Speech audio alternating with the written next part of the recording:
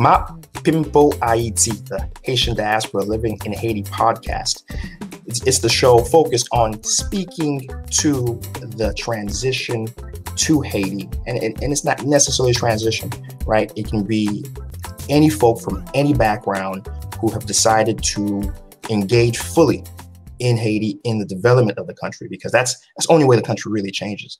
And we have a guest, but first, let's bring in my co-host, the pastor, Mark Antoine. Yes, sir. Yes, sir. Good to have you. And how are you doing, Mark?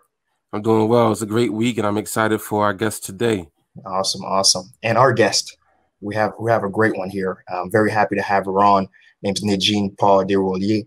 She's someone who is doing some fantastic work in Haiti, in the education sphere, out in the provinces. And she's going to be with us. She's going to be giving her perspective.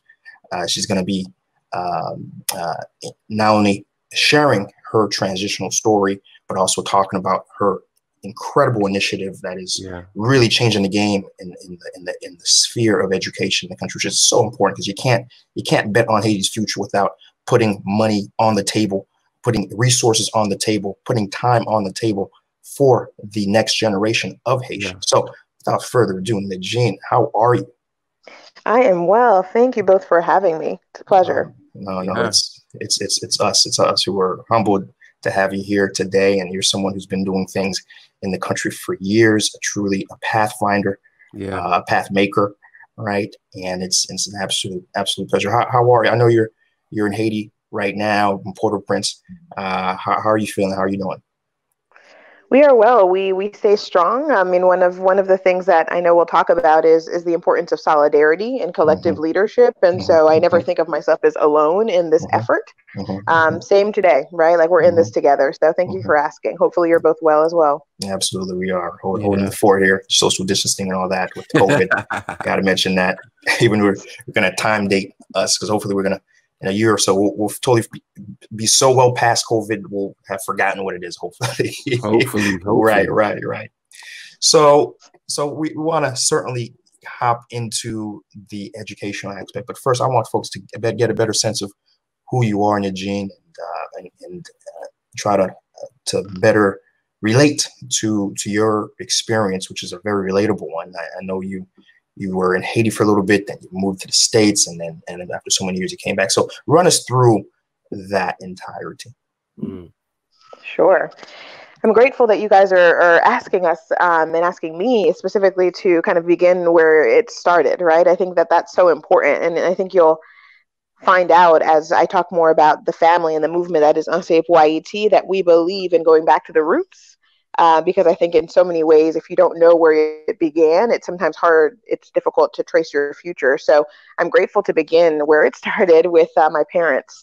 I am grateful that I had a parent in Whitnick and in my mother, Ghislaine, who knew that when their 3 children were born in Haiti, that Haiti would always be home.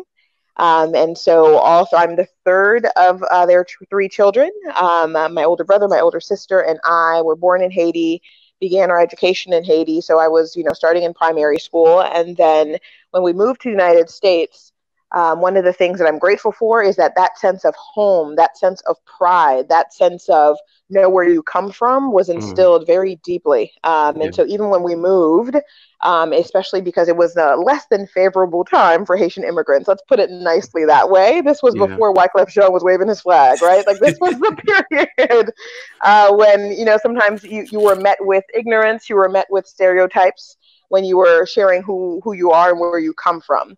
And what I'm grateful for is, instead of escaping identity, our parents instilled this sense of know who you are so deeply that you become a source of education for people who might confront you with their bias or with their ignorance.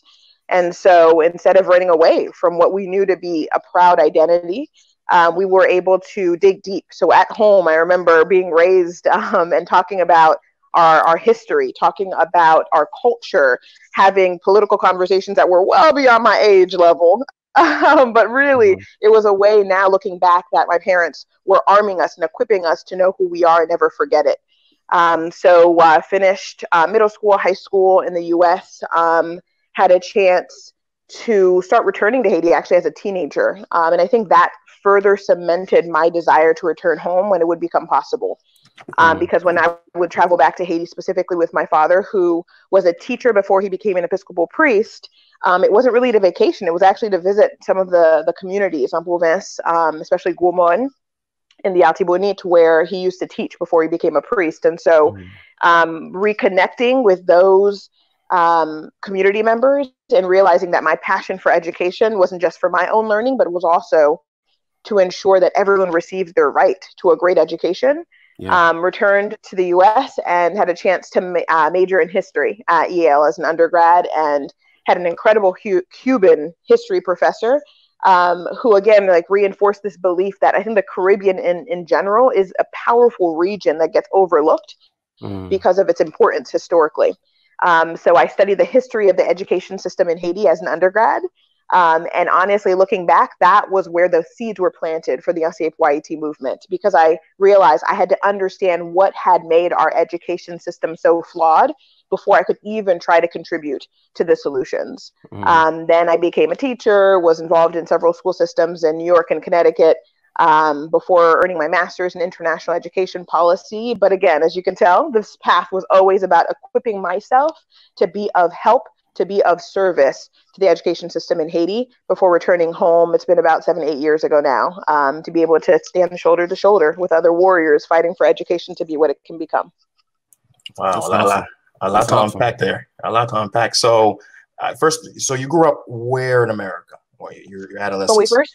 When we first moved, it was in Silver Spring, Maryland. But then my father led a Haitian congregation in Stamford, Connecticut. So Fairfield County, Connecticut is what I knew best. That was really where I had some of my formative years. Okay, Northeast, gotcha. And then it sounds like you said, so you went to Yale for your undergrad, and then did you? I think you also followed with another branch of study, or was that was there anything additional? Yeah, so history was my major as an undergrad at Yale, and then my master's degree at Harvard Ed School was international education policy, because I think studying the history of education helped me understand that you have to understand it before you can even try to understand how policy gets made, right, to try to shift the ways in which it's being practiced. And so that's why I decided to study that as a master's degree. And given that degree of pedigree, Harvard, I'm sure you easily could have went so many different routes professionally in the States, right? That could have been certainly more lucrative, but you had instead this inclination, which is just very telling that it sounds like your thesis projects were Haiti. Like even myself, for my undergraduate, because I graduate honors, and also my graduate degree, they both were Haiti or Haitian focused theses. So that's interesting. So even then, you had in your mind, you're engaged in that, which is very interesting, because I'm not sure how common that is, but that's certainly a very important lead indicator, right? That would get you there. Thank you. I appreciate that. Yeah, no, I think the intent had been buried even when I was, 10 years old and learning about Emily Michel's music, right? Like, I think that's where my appreciation and my gratitude for my parents will run forever deep, is because I think the path towards dedicating my academic and research path towards Haiti was planted even as, a young child. And it goes back to their upbringing. And so I got to a point where, honestly, I started to have to question myself, saying like, okay, maybe I should expose myself to other contexts. But no, I'm grateful that I had that chance to really hone in at some, incredible institutions and dig deep, right? Because I think there's a lot of archival material and a lot of information out there that I think sometimes we overlook in our haste and in our rush to try to address the challenges that our country and our people are facing. What actually, I think if we took some time to pause and really understand what are the root causes of some of the inequities of our country, I think would make us better equipped to provide and contribute to solutions. And that's such an interesting thread. I really want to hop in that, but before I do, the Guomon, like you mentioned you'd go, because by the way, I'm Guomon on my mom's side, right? Well, right, and so because I know one thing that certainly took me over the edge when I was young, to get me to where I'm at, where I'm so energetic about Haiti, was my earlier trips as a child. I remember I was 10 years old, And I went to another. So I went to my dad's homeland, which home territory or whatever, called Payo, which is in the hills up in Miagwan. And I remember I just right then and there, 10 years old, I was like, wow, this is it. Like from 10, the spirit of my ancestors entered me and has not let me go. So tell me about that when you were a kid, and did you get that same sort of wow, and that, how was that visiting as a child? Do you remember that perspective? Mm-hmm. Yeah, I mean, I think what I'm grateful for is exposure to different pieces of our nation, that when you step back and you have an option or a privilege really to be able to zoom out, you realize that we are more similar than we are different. So my parents' family are from Hesh, and my mother's family is from Leogan. And so those were a little bit of the influences I knew when we were born and raised the beginning of our childhood in Haiti. And then to go back and be exposed to Yalti Bonit, I started to connect some dots. So to your question, when I returned as a teenager, it was a gosh, I think it was a rekindling of home for me, because I remember the scent, I remember the smells, I remember the food, I remembered so much of the camaraderie, right? The easy camaraderie that comes with heritage and legacy.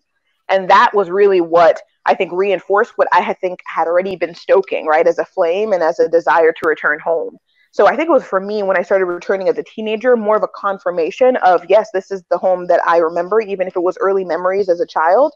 And that is what I was grateful for, because I know, right, many of us are familiar with families that may leave for a plethora of reasons, and for also a variety of reasons. Sometimes the disconnect happens, right? Whether it's voluntary or involuntary, sometimes there's a separation when immigration happens. But I think the other thing we shouldn't overlook is I think Haitians in general are such a transnational people, right? We know where home is, even if we may not be on the territory. And I think that that's something really powerful we should continue to leverage.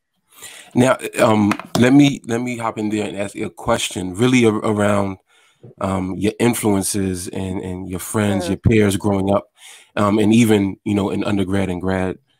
Did you have any other people in your life who had this experience of returning home? Was there any other kind of examples that you could look to or use, to encourage you?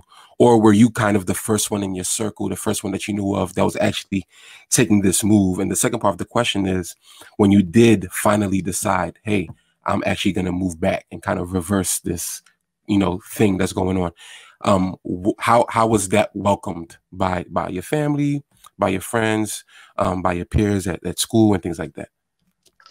Thank you. I think for the first part of the question, I among my immediate circle, I was the first to make that choice to return home, and to live and to work, etc. But I think in terms of influences that I can absolutely not overlook, that I was surrounded by people who were encouraging me and who were pointing the way forward, so that, and I say this all the time, I'm sure I'll repeat it a couple of times during our conversation here, it's not about being physically in Haiti to contribute to Haiti. It's not about being physically in Haiti to know where home is and to know where you can contribute. And I was surrounded by not just my parents, not just siblings who were encouraging me in that path, but also, I mentioned her earlier, my Cuban history professor at Yale, Lilian Guerra, who was such a torchbearer for her Cuban people, right? Imagine, right, a people who have a lot of stereotypes and misunderstandings about what that country and what that people really stand for. And so she helped me dig deeper into the historical aspects, right, of what our people, our region, the Caribbean can truly be.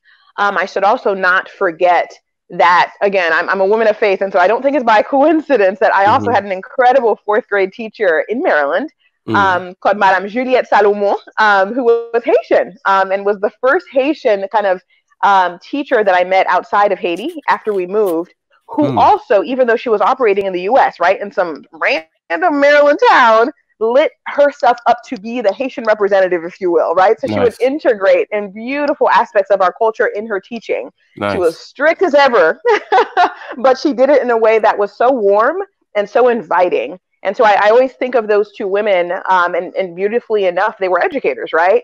As being people who really, really were role models for me, and understanding how I could marry my love of education and also my love of Haiti together. Right. Awesome. And I think the second part was, how was that welcomed? Yes. when you broke the news. When a decision was made. Yeah. When I broke the news. I love how you like phrase it. It's like, let's have a family meeting right now. Make the decision and make the announcement. I love it. It wasn't that dramatic. It wasn't that dramatic, just because I think everyone who knew me and grew up or were around me, especially as I left, college and graduated and then started moving into my career, knew that this was something that would happen. It was just a moment of time and a matter of time. I will say, though, that I'm sure, unlike many others, most people probably have diverse reactions when you share this news. And it was the same thing for me. Even though people knew that this would be a passion for me and a direction I wanted to head in, I had the group of people who were super gung-ho, super excited and motivated to help in any way they could. I had the group of people that said, "Are you crazy?" I had the group of people who said, "Just be careful, we'll be supportive, but from a distance." And we had others who to this day continue to ask questions kind of in disbelief, right? How is that possible? How is this, why is this the path you're taking? Why wouldn't you take another more maybe, safe bet, right? Based on the degrees I have and the incredible privilege that I've had with my education. But I know at the end of the day that sometimes what makes sense to you does not need to make sense to everybody else. Yeah. So tell us about that. When you first really got off the plane for the first time, in the sense that you were actually here to stay, right? What sort of preparations did you do? And was it sufficient? And then two, some of the cultural shocks, because when you left, even if you did have a good chunk where you grew up, going abroad for a little bit, living for so many years as you did, and then coming back, what was some of the things that, even though you were preparing for, perhaps took you aback and was new from that perspective, actually being there? Yeah, I think when the decision was made, I think one of the highlights for me that I look back on and realize that was the way to go, at least for me, is that I paced myself. This was never a moment where it's pack up everything, move back, and all of a sudden you can make, the grand announcement that I've returned. I think for me, one of the things that was important was taking my time, right? And making sure that I did this in increments and did it in a way where, for example, the first few trips were about reacclimating, making sure that I understood what it would look like to operate professionally, especially because I'm part of a category of folks, I guess, who returned with kind of entrepreneurial ventures, which might have been different than if I were integrated into a team that already existed, if that makes sense, right? Into a staff or an organization or company that was already operating. So in my case, I knew that I would have to learn the ropes fairly quickly, but again, being very careful not to do it in a way that was naive, not to do it in a way that assumed it would all come easy just because this was returning home. And so in that vein, the first sets of trips were really listening tours, right? Like I didn't want to go and just start talking. I didn't want to go and just start sharing the mission statement or the ideas I had for contributing to the education system. On the contrary, one of the things that I've learned and that I've been brought up to know is that humility and listening is part of leadership. And so when I went back, the first few trips were actually about listening to dozens and then hundreds of people by literally doing what I now call listening tours, but they were not formal. They were not fancy. They were sitting in, living rooms. They were sitting in different, church avenues, because, that's what I know as well. And listening to different community groups share with me what are the ups and downs of education system. And one of the things that was especially powerful to me was always directing the conversation towards the assets that we have in Haiti, not only looking at what needs to be quote unquote fixed or what is quote unquote broken, because we know there's a ton of assets that can be leveraged. So that was first part, right, of the return. Several conversations, several trips. Actually, it took a few years to really feel like, one, I could contribute, and two, in what ways I could contribute to the education system. And then the second piece in terms of what it was like was really connecting the dots to make sure that I could have family, right? Even if it was a new family or a borrowed family, if you will, because none of my immediate family members returned to Haiti. But I wanted to make sure I had the second or third cousin's contact information and knew how to get to his or her house. I wanted to make sure that my father's peers in the church, I kind of knew who they were and could be connected to them. And this is not for professional reasons. This is literally just to make sure that I had community and that I had a network that I could count on and that could count on me as well, right? This is very much about mutual relationship.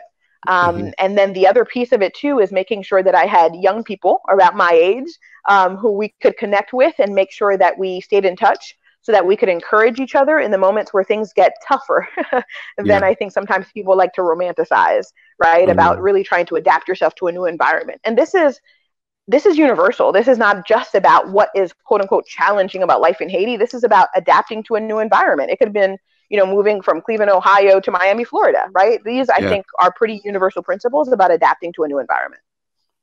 I love it. I love it. You really took it's as if you actually watched my Nous Parler episode and gave me those notes back, because that's really what I advocate folks to do. Everything you said, take it slowly, over a longer course, come in and out as much as maybe, once, if you can do it once a month, once every other week, just, if you can. There's different strategies to do it, for example, using, credit card points to fly back in and forth, stuff like that.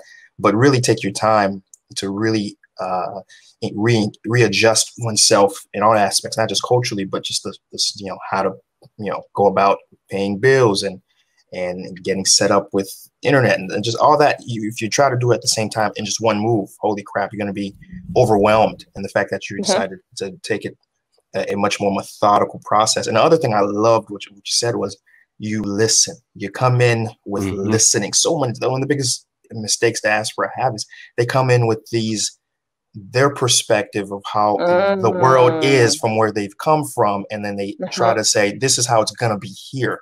No, that's not how that works. It's not going to work. You have to listen more, and then take much more of what's already there and tweak it, push it a little bit, adjust it. But if you're thinking a wholesale wipe a slate clean and then think you're going to have any margin of success, you're going to be in for a shock. So that's right. Yeah, that is. And if I might.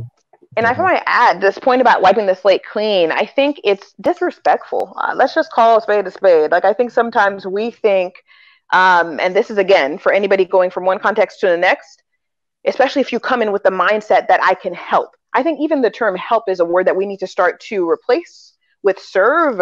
We need to start thinking about different words, because I do think the words we use and the behaviors that we demonstrate are a reflection of the mindset that we bring to Haiti. Haiti is not, our homeland is not a broken nation. Let's be very clear, right? And I think some of what I consider to be a privilege about bringing to bear my approach as an educator is that sometimes I think we have to unlearn what we have become normalized to believe is fact. We have to peel back the onion, right? To really understand what is the heart of why we have a certain lens towards our culture, towards our people, towards the economy as it is, towards the government in Haiti. All of those different things have been fed to us or have been influenced by things that sometimes we're not even conscious of. And so all of the listening and all of the time that you're highlighting is important to take as we adjust, particularly to life in Haiti. I think part for me has been also about unlearning, because otherwise you might become complicit in doing harm when you're actually trying to serve. Yeah. But now my question for you is in that, how do you find balance in realizing that there is humility that one needs to have when entering into a different context? And even though we are Haitian American and we feel, because we may have grown up in a Haitian community, that we understand Haiti, which is not true. So how do you hold that humility and tension with the fact that Haiti is a place with very real problems and very real issues? And when you get to Haiti, what may have been normalized, or what may have been a standard in one place is not the standard. And the reason for us to return to Haiti is in fact to serve. And so how do you hold the respecting what's already there in tension with understanding that there is something that needs to be addressed, and that you have returned to help serve in that capacity towards addressing that thing? How do you hold those two in tension? I hold it in tension a few different ways. One is by reminding myself that there are problems everywhere. Haiti is not exceptional. It's sometimes portrayed as such, right? And I know we've talked a bit about changing the narrative. We need to be very careful, right? That we don't think that Haiti is an exceptional case. There are problems everywhere. we might feel particular attachments and emotion to the issues that we know we want to address and dismantle when it comes to Haiti, because that is our bloodline, that is our ancestry, that is heritage for us and home. But let's not create, right, an additional lens that we need to then peel back just because we think that, oh gosh, this is worse than other places, this is insurmountable, etc. So that's one, right? Holding that and reminding myself that these are human issues. A lot of the problems that we're going to deal with are man-made, and so man-made solutions are possible here and everywhere. That's one. Two, the listening never stops, right? I talk about the listening tours, and people sometimes think it was like a checklist item for me before our movement launched, Anseye Pou Ayiti. Oh no, that listening has continued to this day. There are people who contributed and poured into what the approach that Anseye Pou Ayiti has become, in 2009, who are still with the movement today, because the listening never stops. That's two. And then three, one of the things that is super bedrock for me and super core to my belief as an educator and as just a person and as a Haitian woman too, is that collective leadership will lead the way. I truly believe there's a reason why, right, on our flag is l'union fait la force. And so much of our proverb and so much of our culture is about collective action. But for some reason, we've started to disassociate with that. But I know that that's where the solutions are hidden. And so I hold those two things in balance to your question by remembering that this has never been about me and that I alone can never contribute solution. I can only be a part of a greater effort. So those are the three strategies, I guess, that I would say I use to hold those two tensions, I guess, in balance. Fantastic. Fantastic. So let's talk about what you're doing in Haiti. So you really, this is education, right? And so let's get an understanding of what Anseye Pou Ayiti is, right? And then there's some other questions I really want to ask you. That's going to be really fun for me to hear your perspective on. But break that down. What is Anseye Pou Ayiti, and a little walkthrough of how you decided, how'd you bring it together and where it is right now? Sure. So Anseye Pou Ayiti, I am just grateful to be part of a team and family that is this Anseye Pou Ayiti movement. And the movement at its core is about civic leadership. If we were to answer a question about what sector we work in, we say education. But at the end of the day, those who know us best understand that Anseye Pou Ayiti is a movement that is equipping a new generation of Haitian civic leaders for educational justice. And so all of the civic leaders that we are equipping as part of our 2-year fellowship programs, as part of our parent leadership program, as part of our school leader or principal programming, even our over 9,000 students now across our partner schools, we have a lens that civic leadership will, one, allow them to understand who they are as Haitian citizens, their rights and their responsibilities. They will have them understand the root causes of educational inequity. Why is it that not everyone has access to a quality education? And then from there, we are going to work together to provide a solution. And so Anseye Pou Ayiti is bringing together that network of civic leaders to provide our nation with our first real public education system. Because to your point about like where this all came from, I'll have to go back to write my studies. I mentioned that I studied the history of education in Haiti as an undergrad. One of the things that blows me away is that we have always been revolutionary as a people. And even after the 1791 to 1804 struggle for independence, one of our earliest constitutions proclaimed that education is a human right, right? In 1806, like talk about revolutionary. Nobody else really on earth, right? Yeah, I was talking about this. And so we said it must be available to all. It must be free. But unfortunately, you fast forward to today and you realize that it stayed on paper, but never became a reality. We've never really had a public education system. But on top of that, one of the things that we realize in education is that the factor, right? The one thing you can invest in that has always, always, always had its number one impact on how students' outcomes will look and the quality of education is the human factor, right? Human capital, the human resources. I appreciate all those who are doing work to build schools, to provide supplies, to get some technology in the classrooms. All of that's important. But the number one factor that contributes to a quality education is the teacher. Studies across the world have shown this. And so one of the things that we started to figure out as part of Anseye Pou Ayiti is, why are we investing so little in the people standing in front of the children, who are standing in front of today's citizens and tomorrow's leaders? And so we said, is our contribution will be proving that we can equip quality teachers in areas that need them most, but focus on the people who come from those communities. We're not trying to be saviors. We're not trying to helicopter in, right? Like talent from Paul Blance to go on events to say, let's save you all. No, not at all. We know that people who have lived the reality of really poor outcomes and low quality instruction, they're the ones who are best prepared and most fired up, right, to receive the skills to teach the next generation of kids differently. And so then we had to disentangle what is embedded in our education system that needs to be changed, right? All of the things that hold our education system in a system that is still very colonial. We're proud of 1804, but I would say our education system in Haiti is the strongest vestige of our colonial past. And so the approach that is Anseye Pou Ayiti, when we're trying to equip teachers, students, parents, and principals differently, is about reclaiming the power of culture and putting that into the way we teach, right? If I'm teaching about math, I can use dominoes, right? I can use Haitian proverbs. If I am teaching, right, in the classroom, I can prioritize Haitian Creole. I'm not getting rid of the foreign languages, but every research study out there shows when you start in your mother tongue, you can add foreign languages more appropriately and more effectively.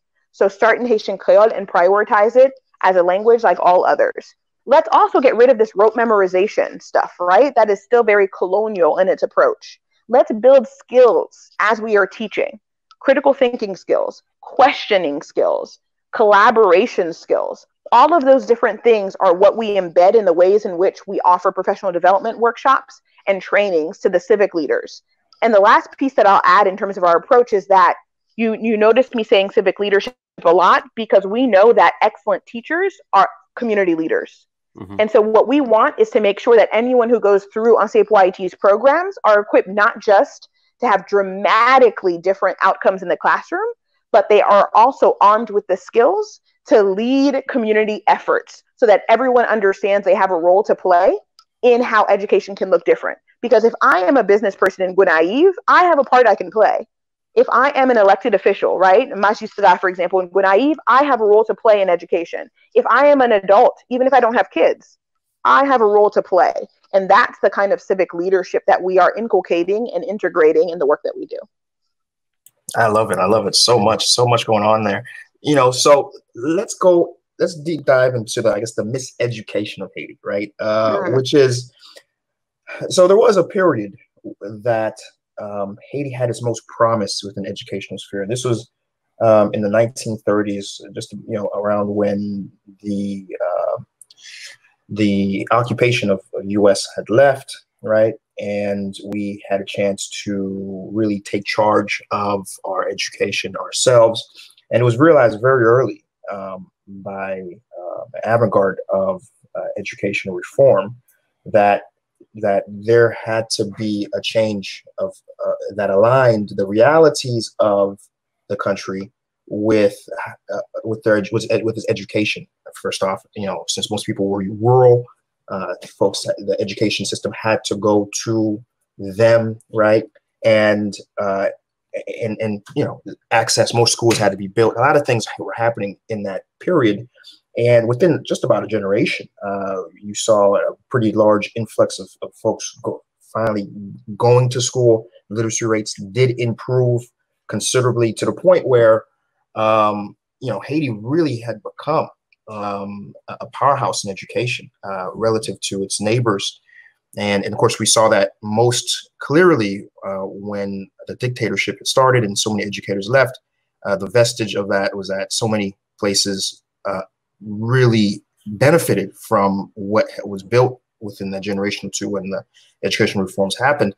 But, you know, walk us through that period, because so much of that period seems to align with what you're trying to do, right? But where did it go wrong? Why did it go wrong? You know, a lot of folks may not know this, which is very interesting, right? Because so much of Haiti in general, not even just education, but so much of it, there is an ebb and flow. There was a period where things were very different from where they were now, And so it's very important to kind of really, break that down to folks who just may have never been exposed.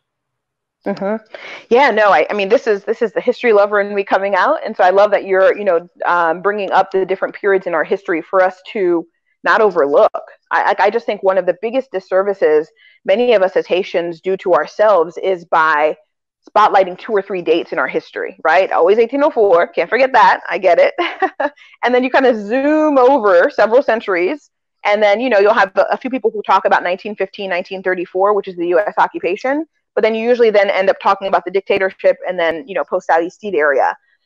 The 19 years that was the U.S. occupation of Haiti actually was the central focus of my thesis as an undergrad. So it's interesting you bring it up, because I think it's the most underreported, understood period of our history, those 19 years, especially given its impact on us today in 2020. Right? There has been so much that is now available, right? Declassified information, archived materials in both countries, US and Haiti, related to what was implemented as law and as policy that remains to today. And one of those sectors, surprise, surprise, was education. And I appreciate what you share in terms of us reclaiming some of what was lost during those 19 years when the US occupation ended. But there was also irrevocable harm that was done that in some ways continued because there's some people who are complicit. Let's, be very clear too, that there's a lot of fissure, there's a lot of division among us. And so some people benefited from continuing the policies that are going to hold us back. Because one of the things that changed during the 19 years is that they started to get rid of a lot of what made us really strong in terms of the humanities in schools, in terms of the classics, in terms of a lot of the rigor that was in our academic curriculum. It was actually replaced with a lot of vocational training, not because vocational training isn't good, but because they said it would be powerful to create a people that work instead of a people who think. Mm-hmm. And so this move away from skills-based, right, and critical thinking-based academics began in 1915 through 1934, that period. And we haven't really moved away from that. The other piece of this was demonizing all that comes from within, right? This idea of understanding who we are as a people, the identity piece, the cultural piece, the historical piece, to the point where in the 1980s, you see the result of that when you get rid of civics education as a subject, right? Imagine how strong we, the older generations, were in terms of knowing who they are, where they come from. And then you remove that subject very intentionally. I wrote an op-ed that I'd love to share with your listeners. That is the idea that our education system in Haiti is broken by design. It's not by hazard. It's not by chance. There were very systemic policy decisions put in place that we now need to, one, acknowledge before we can dismantle, and then we replace them.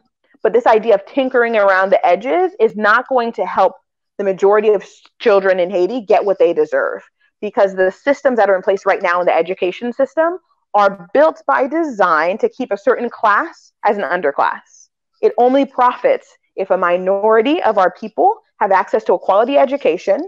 Generationally, that continues, while the rest of the population, the majority, have access to really poor instructional methods, outdated materials, and this sense that this is all that I am worthy of receiving because my generational future has already been put in place based on where I'm born and where I come from, right? I'll give you one clear example. Even the language we use around describing who is in big city centers as opposed to in the provinces is, again, that mindset. That word "andoyo" is not a word we use in Anseye Pou Ayiti. It is literally banned because it reflects the behaviors that are put in place with policies that say you are outside of what? I don't know. Outside of Port-au-Prince, and then you deserve less and will receive less. And so I think there's a lot of things that we need to start questioning in terms of our language, our behaviors, and of course the policies. Yeah, lots to unpack there still. You really got into the heart of what's important because a lot of folks may come in and interpret what you're saying as, oh, there's a conspiracy, or take it very negatively. A lot of folks like to do that, like to twist the words of what we're saying in many other contexts, right? But what you're saying here is that because how we got in there was because of actions and decisions. How we can get out of it also is some equation of actions and decisions, and that's really what we're trying to get at. So let's talk about that. Can I say one? And I think the other quick layer of that too. Thank you for saying that, because I think it's really important for us to not misconstrue what we're talking about here. So I really think that point was important, what you just raised. The other level of this is trauma. Not trauma because we're trying to frame ourselves as victims, right? That we're, fed or shackled or what have you in a way that we can't break apart from. But there is a certain level of healing that has not happened. It's really taboo. I don't know if you both would agree. We especially, we could talk about the religious aspect of this, but when it comes to healing from trauma, I think there's a certain mindset that makes us think that we are weak, or we believe we are possessed, so we can't talk about trauma. Nah, not at all. I'm talking about generational pain that if we do not address, we can't even start talking about solutions. This is part of why I talk about pacing ourselves in the work we do for reform and for justice, because hurt people, period, right? And I just worry that we had the scars of 1791 to 1804 that were not addressed because we had immediately to switch into nation building, republic building mode. And then we lost, right, the leaders of our revolution based on, of course, there were, people who were conspiring and all of that happened. We didn't heal from that. And then we were divided into two kingdoms. We didn't heal from that. Fast forward to several occupations, didn't heal from that. And then fast forward even to as recently as 2010, we truly have not healed from the scars of losing hundreds of thousands of our people and our brothers and sisters in the earthquake of January 12th, 2010. But we keep just thinking and putting in our heads that we are resilient. Just push forward, push forward. And I just think that part of what we do at Anseye Pou Ayiti, when I talk about uncovering and understanding the root causes of educational problems, is healing. It's healing from having somebody sit in a circle and say, let me share with you how often I was hit in school when I was a child because I was trying to speak and ask a question in Creole. That is harm. That is trauma, right? And so that's what I'm talking about when I say, let's figure out why this system is built by design so that we can dismantle it before we can replace it with something different, because we're never going to get there if we don't even understand what trauma means. Yeah, that's an important part. And a big part of that, is really when, for example, say if you go to a group to help overcome that, one of the first parts of that is engaging with your history and putting that at the forefront. I don't know how many for as rich as our history is in Haiti, how many monuments do we have? How many places can we go to really engage with that history, right? How for example, in OCAP, whatchamacallit just burnt down. The Royal Chapel just burnt down in OCAP, right? And literally on Twitter, the foreign minister says, reposted that the UNESCO is going to rebuild, and say, oh yeah, we're so happy because UNESCO just dedicated some money and announced that they are going to rebuild the chapel, which is great. But I had to admonish the foreign minister, because this is Monsieur Bouchit, because I was like, so how come we can't rebuild our things? Why are we, right? And he goes, oh, well, I believe his response was, I believe this is, the government's going to chip in, but we know the government's not. And that's told him, this is embarrassing. And he actually responded to me through Twitter. But still, that's just sort of example how we do not, and I can go on and on how many other historical places we don't have. There's a place in Guyana, actually, I believe it's Guyana. So I hope my viewers can forgive me if I'm mistaken, but there's another Caribbean country that has a slave museum, right? Like that's right. Or slave history museum. Do you recall which country that is? Is that Guyana? I think you're right. I think it is Guyana. Yeah, Guyana. Yeah. And they have literally, it's a museum where, you can talk about, see the history, learn about, how the participation of the Caribbean, in particular Guyana, was involved. And for the country with the first successful slave revolt in the history of the world, we don't have that level of engagement. And that's what I feel. And contributed to the freedom of 7 other countries in South America and Latin America, right? Like the freedom fight was way bigger than us. And we knew this, right? In 1804. And so, but I think that you make a very great point with those examples, in that healing can't come from erasure. Yeah. We have erased so much of what is important to who we are as a people. So why would it surprise us that we are protesting every day, but don't really believe in each other, don't trust that person, don't trust this person? The distrust is a direct consequence of us not knowing who we are. Yeah. I totally agree with you. So go ahead, Mark. I wanted to say something that was a bit more honed in about something that was mentioned specifically in regards to language, which for me has been one of my biggest quarrels with Haiti. This French thing. How and I know that you said Anseye IET, really a focus on mother language, on mother tongue, and making sure that people understand the importance of that, and that our Creole is not demonized, but rather we understand its value. How has that been received? Now, you said that you've done these listening, taking time out to listen, taking time out to hear from Haitians.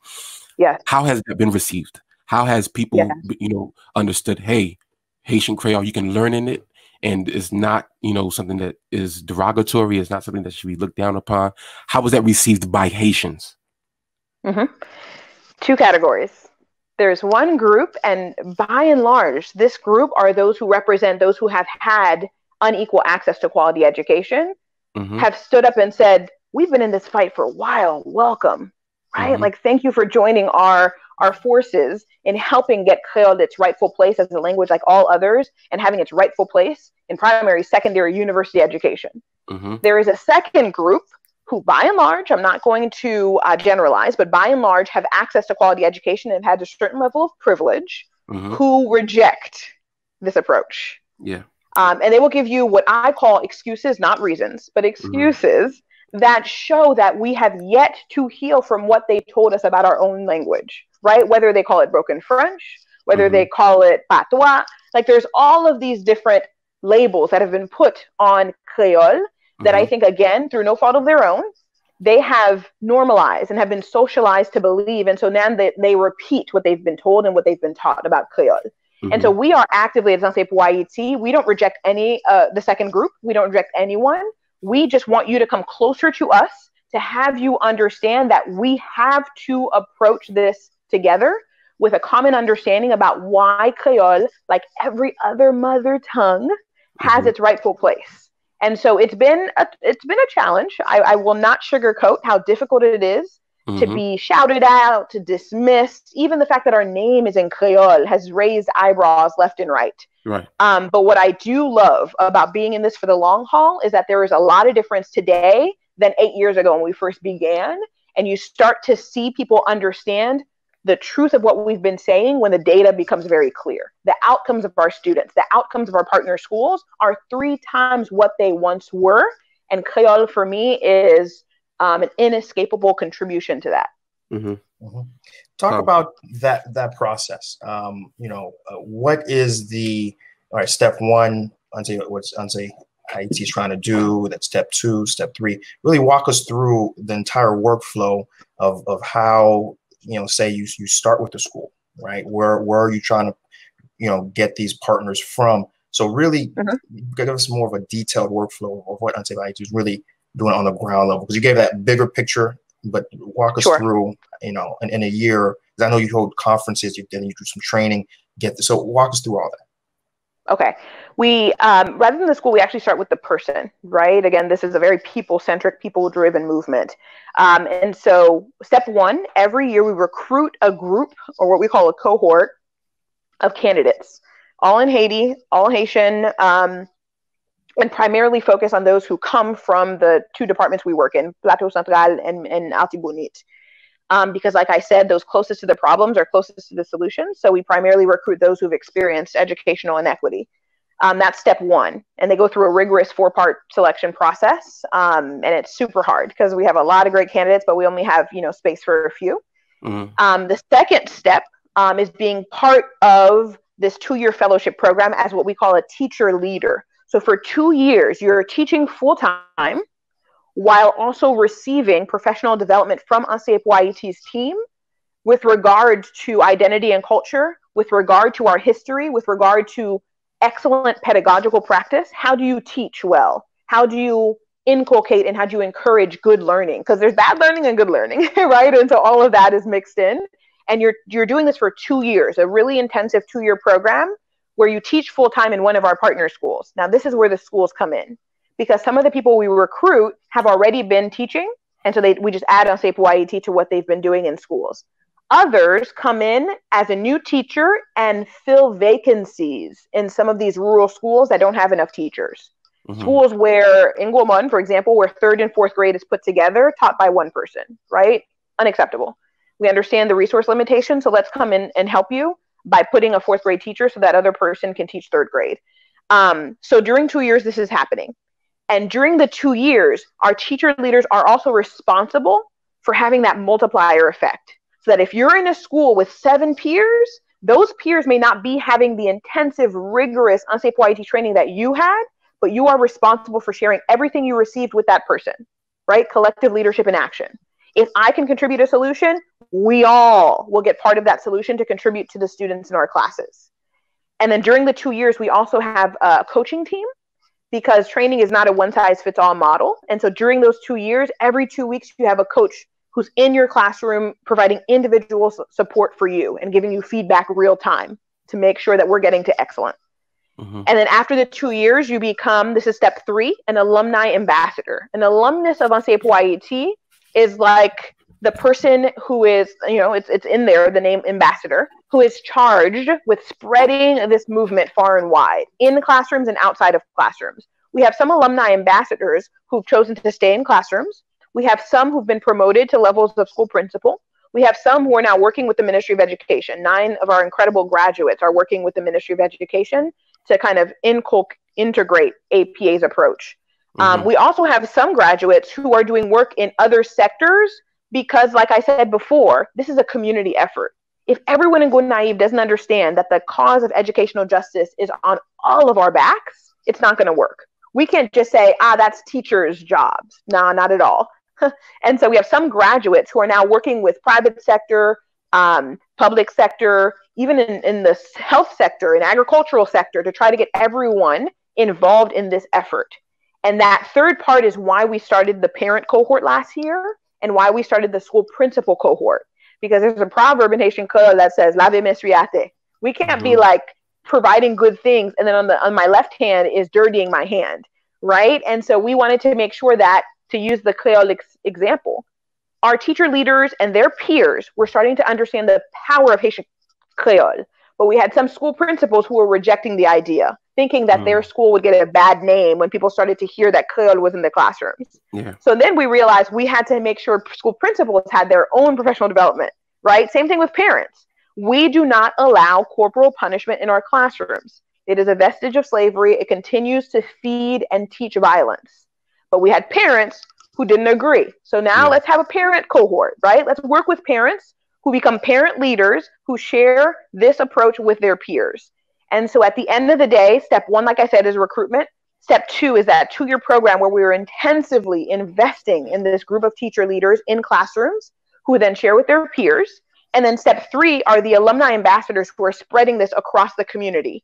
Because the last step of Anseye Pou Ayiti, that 4th big goal for us, is making sure that we have model communities.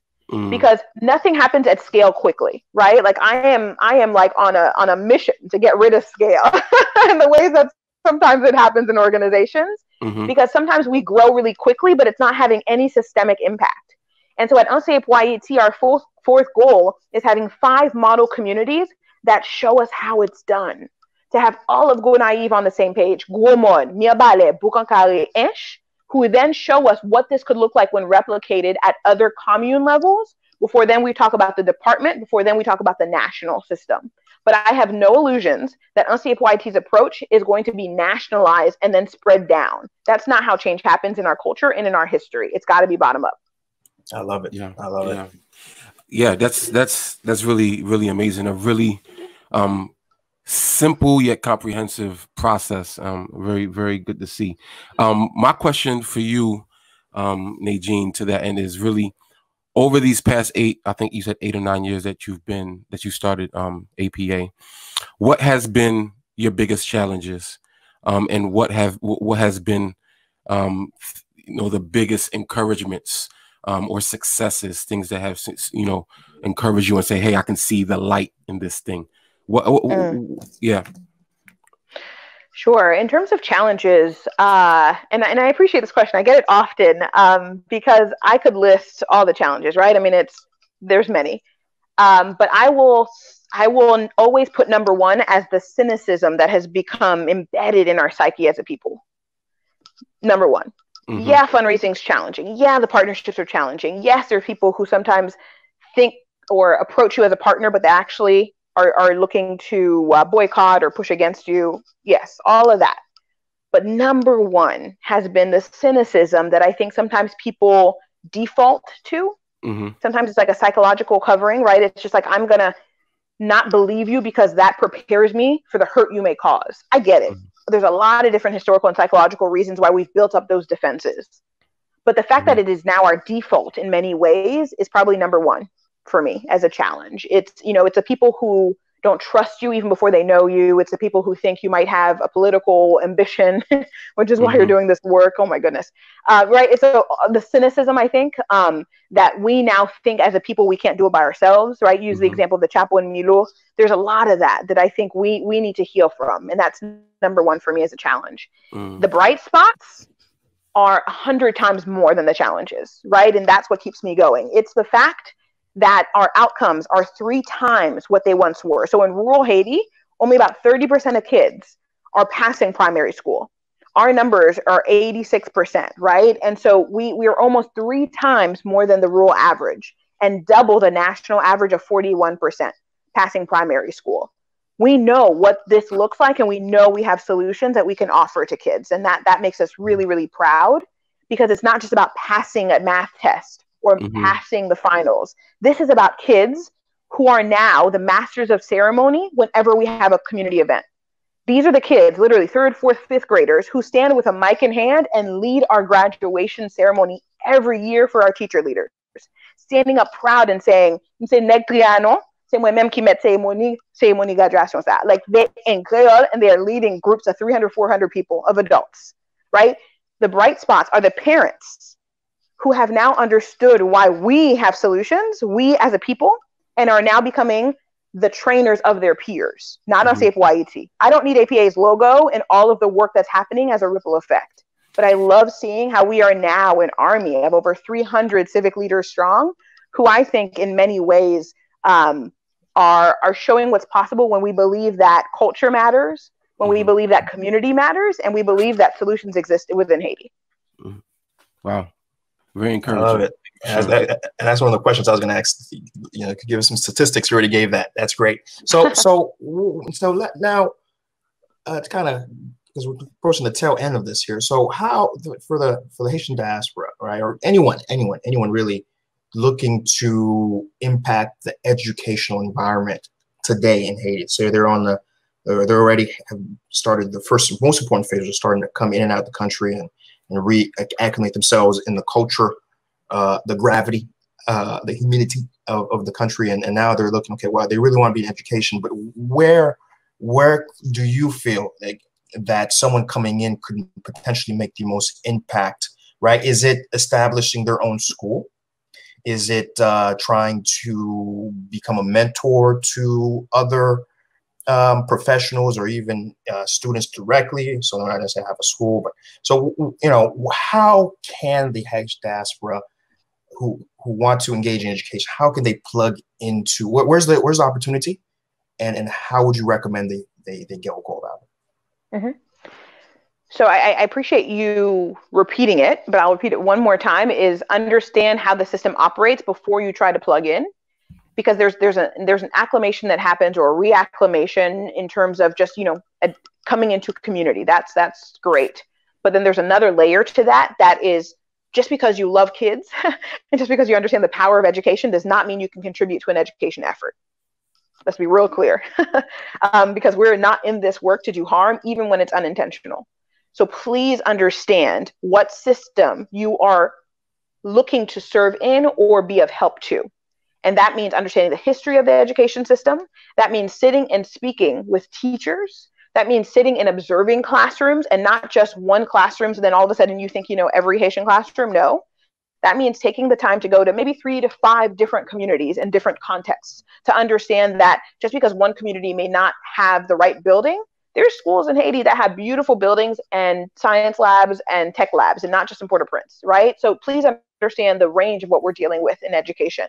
Take a time to understand what the Ministry of Education looks like and how it operates, etc. That's one. When you have had a chance to do that, right? Continuing to keep listening in check and keep continuing to stay humble. The second thing that I would share probably as my top 2 recommendations for how to get involved. Number 1 is to plug into an existing effort, right? There's people who since 2008 has said, Nedgine, create model schools, start a school to show what this could look like from A to Z. But we believe in healing, right? We believe in providing justice to what exists. And so we have done this work now with 84 existing primary schools, because that's where transformation happens. And so I would recommend anyone wanting to get involved in education to do their due diligence, to do their homework, to do visits, and see how they can plug into an existing effort. And who knows what might spin out of that. You might realize you have an entrepreneurial idea that supports that, and then you do something on your own after. But I would say your first step should be plugging into what already exists. That's number 1. And then the other idea that I would share in terms of how we can really have people plug in, whether you're Haitian diaspora, whether you are, even if you're not of Haitian descent, is helping ideas deepen their roots. And I say depth, and I talk about deepening roots instead of scale, because one of the things that we're really concerned about right now in the Haitian education system, in terms of me and our peers, is this idea that projects are going to come and go, right? We're, right now in terms of COVID, there might be ideas about, okay, how do you get learning virtual? But then, that's going to become phased out post-virus. Like, there's all of these short-term thinkings that unfortunately do not dismantle the systems of oppression and injustice that are hurting kids every day. We need to think long-term. And that's where I think a lot of great energy and genius can lie and can contribute to these efforts. So help us think about how things move from one commune to the next. How do they reach more kids within one community? How do they last beyond the founder, who might have had a lot of energy and passion for the idea, but it won't be around forever? So I would say that's the second way you should plug in, is looking to help something or a group of somethings or partners deepen their sustainability and their impact. Fantastic. That's real actionable, tangible. Now the question becomes to your organization. How can folks help your organization? Because you're doing a lot of 8 years. You've done incredible work. How I'm sure you have a next step now. You're trying to build or get into a next phase. You're looking to, if you're not already looking to get into. Can you talk about that and how could folks, if instead of rebuilding that's the one thing about me. I always hear folks saying, there isn't this or that. Usually it's that person complaining who hasn't made the time to research what's already on the ground, right? To plug into. I'm a big believer of working with what is there versus starting anew. So since you're already there, how can folks become incorporated with you guys? Is it their time, their money, donation, all of the above? Talk about that. Sure.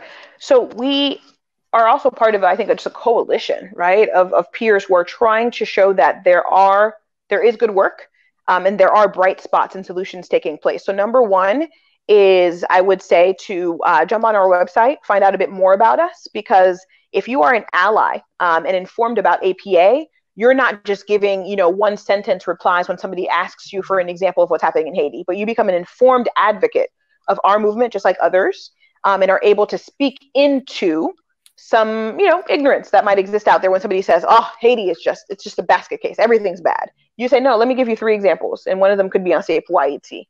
So that's one. Jump on our website, which is unsayableIET.org. And I know it's probably going to be part of the links that you share maybe after the podcast, because to spell it in Creole might take a little bit of time. But unsayableIET.org, you can jump on our website, subscribe for our recurring e-newsletters to get up-to-date information about what we're doing and how we're learning right along with you about how best to bring about transformation. Also, sign up for our social media pages. I think the more we start to share different images of what's happening in Haiti, the better, right? Shift that narrative, even with a picture. So you'll notice on our platforms that we share examples of solution. Yeah, there's hard times, and we'll be honest about them. But there's also joy, there is light, there is vibrancy in our people. So let's share that with images and words. So that's number 2.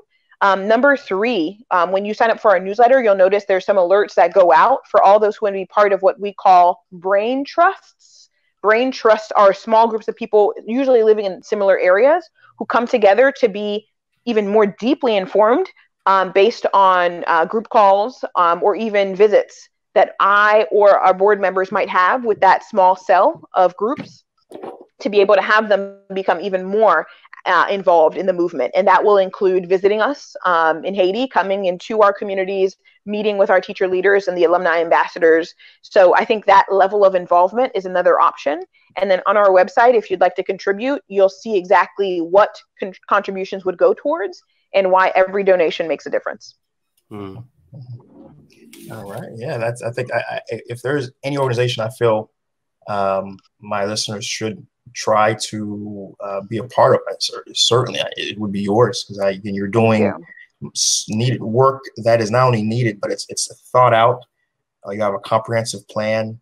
The impact is priceless, because when you're bringing up a Haitian child who's living in Haiti, the next generation has a chance, right? The next leader, the next senator, the next deputy, the next president might be someone you're educating, and the lessons you're imparting on them really you might be raising the next revolutionary leader that can finally take Haiti to next Paul Kagame, right, to the next level. So I'm very, very happy to recommend, and yes, the notes will have your website. I really do encourage folks to go and take a look of it, and I've learned tremendous. Mark, how do you feel about this interview we just had?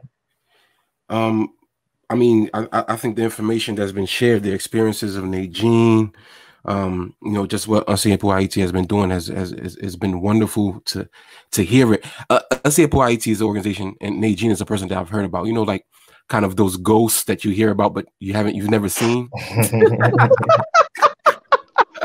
I live. I've heard about Nedgine. Well, Jess is a close friend of mine. And Jess told me that she used to, work with Nedgine, I think as an intern or something.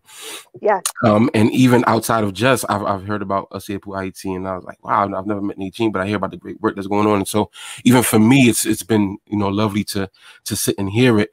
And I think also from a faith perspective, another really, long time antiquated vestige of colonialism is the church, and the way that church and faith is lived is a vestige of that, and the intersection between faith, between the church and education in Haiti, is also a really interesting piece. And unfortunately, we didn't get to unpack that today, but I'm just really excited, to learn more from Nedgine about education. Really excited to see how my organization, Tier Fund, could maybe support and serve in some way. But just really encouraged by, Haitian Americans being here and actually, participating and contributing to real systemic, sustainable change is very, very encouraging. So thank you so much, Nedgine. I'll be praying for you, and I pray that you remain encouraged in your work. Certainly. I appreciate that so much. And that's the big thing. My final word really is that, that's the thing, is that we have to contribute the way we can and the way most interests us, right? And the fact that your domain is education, and you really are taking a comprehensive approach at it at a grassroots level. That I hope someone who's listening can take that as something that they could as well imitate and do, and most importantly, to not themselves allow themselves to be discouraged. Because I know within the 8 years that you've been working, it's been a roller coaster, probably more downs in that roller coaster than up in terms of what's been happening, politically. But still, you push forward and you find the amount of positive impact that you've done. I know myself and my companies that I've worked hasn't been easy, but I know the lives I've changed due to the people I've had a chance to work with who potentially may have not had the chance to work in their domains in particular if I hadn't come to open the ventures that I have, right? So very happy about that. So Nedgine, if you can leave us with a few final words to consider, to think about, certainly would be appreciative. Thank you all so much for this opportunity to connect. And I guess the last words I would share is that we were mighty, we are mighty, and we will be mighty once again. Fantastic. Yeah, I agree.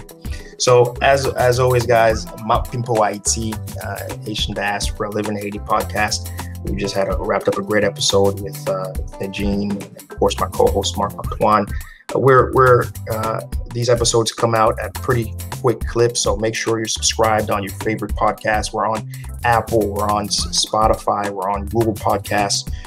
We're directly available through Anchor, so make sure you have subscription notifications turned on. We're also on Seejeanty's YouTube channel. We drop these videos, we drop them in video form, and also on Facebook Seejeanty as well. So you're certainly welcome to subscribe there, and we have some other activities going on the YouTube Seejeanty, right? And make sure wherever you're listening, make sure you engage, give it a thumbs up, give it a 5 stars, right? Give it a comment. All that is part of helping get the word out. Share it, certainly share it across your network. That's all a part of getting these conversations out to the public in large, to help change the perspective and give Haiti that second wind that it so desperately needs, right? So I want to thank again everyone, Nedgine, Mark, and you, the listener, who've made it this far. And until we're back at it again, we'll be back at it again. Yes, sir. Thank you.